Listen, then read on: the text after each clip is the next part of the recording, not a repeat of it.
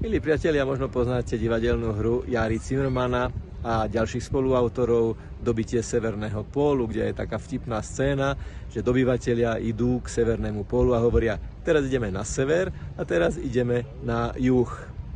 No ja práve stojím na rovníku v štáte, ktorý sa volá Ekvádor a veľmi súvisí so slovami ako je ekvalizér alebo ekvivalent, čiže určitá rovnováha, určité rovné časti, pretože rovník delí aj planetu Zem na dve rovnaké časti.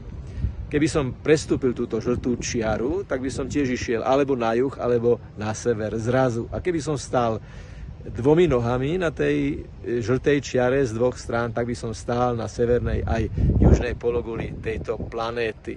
Ako som sa sem vlastne dostal? No už práve sa odohráva 30 km odtiaľto v hlavnom meste Ekvádoru Quito, Eucharistický kongres, medzinárodný.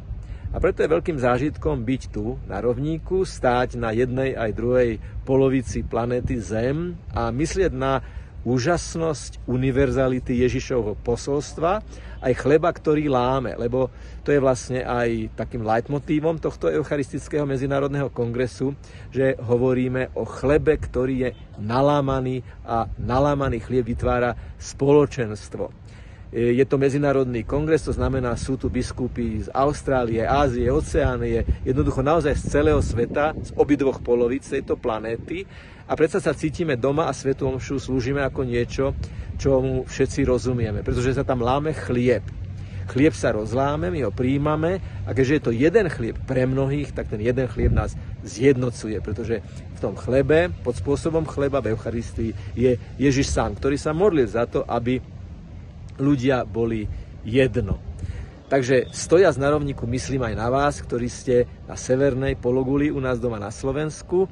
Myslím na to, že Slovensko je teda súčasťou veľkej rodiny tých, ktorí vyznávajú Ježiša a stojac na dvoch stranách z jednej a z druhej strany na rovníku, myslím na to, že je úlohou každého človeka pridávať v živote to, čo vytvára jednotu, teda prinášať jednotu.